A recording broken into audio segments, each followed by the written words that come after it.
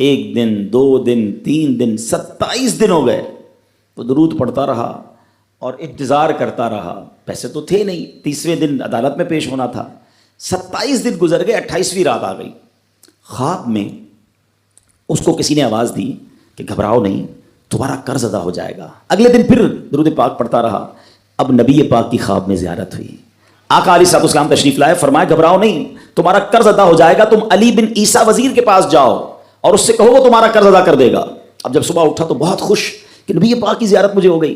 لیکن پھر خیال آیا کہ میں اگر وزیر صاحب کے پاس گیا اور انہوں نے مجھ سے کوئی ایویڈنس مانگ لیا، کوئی پروف مانگا کہ میں کیسے مان لوں تمہیں نبی پاک نے بھیجا ہے، تو اس بات پر تو میرے پاس کوئی دلیل نہیں ہے. اب 30ویں رات آ گئی، آخری رات ہے، صبح عدالت میں جانا ہے. درود پاک پڑھتے پڑھتے سو گیا. سرور کائنات علیہ الصلوۃ والسلام نے خواب میں پھر کرم فرمایا. فرمایا علی بن عیسیٰ وزیر کے پاس جاؤ، وہ تمہارا قرض ادا کر دے گا. کہ حضور میں چلا تو جاتا، مگر اگر وہ مجھ سے یہ کوئی پروف مانگتا، کوئی ایویڈنس مانگتا تو میں کیا جواب دیتا. پیارے آقا علیہ الصلوۃ والسلام نے فرمایا کہ ایسا کرو، اسے یہ کہنا کہ آپ کا ایک راز ہے جو آپ جانتے ہیں اور رب جانتا ہے، اور وہ راز یہ ہے کہ آپ روزانہ فجر کے بعد 5000 بار درود پاک پڑھتے ہیں. اس کا دربار لگا ہوا ہے. اس نے پیغام بھجوایا کہ میں علی بن عیسیٰ وزیر صاحب سے اکیلے میں ملنا چاہتا ہوں، پیغام لایا ہوں. درباری نے آ کر پوچھا، وزیر صاحب پوچھ رہے ہیں کس کا پیغام لایا ہو؟ کہا میں نبی پاک علیہ الصلوۃ والسلام کا پیغام لایا ہوں. فوراً وزیر صاحب نے بلا لیا. کہا فرمائیے.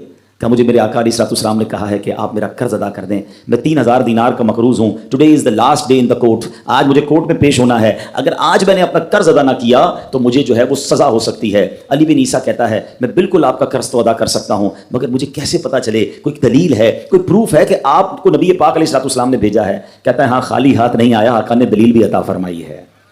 اچھا بتائیے کیا دلیل ہے؟ کا دلیل یہ ہے کہ آپ کا ایک راز ہے جو صرف آپ جانتے ہیں اور آپ کا رب جانتا ہے. 5000 ٹائمز ڈیلی آپ درود پاک پڑھتے ہیں فجر کے بعد، اور جب تک یہ درود پورے نہیں ہوتے آپ کسی سے بات نہیں کرتے. آپ ذرا پہلے تھوڑی دیر کے لیے امیجن کریں کہ جو وزیر 5000 بار روز درود پڑھتا ہوگا وہ عاشق رسول کیسا ہوگا.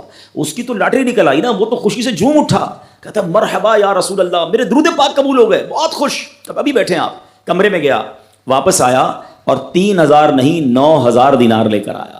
کہتے 3000 تو نبی پاک کا حکم، مرحبا یا رسول اللہ، 3000 اور لیجئے، آپ نے اتنی اچھی خبر مجھے سنائی، اتنا پیارا خواب سنایا، آپ کے قدم میرے گھر تک آئے، اور 3000 مزید لے جائیے، اس سے اپنے بچوں کے لیے کوئی کاروبار شروع کیجئے. اور ایک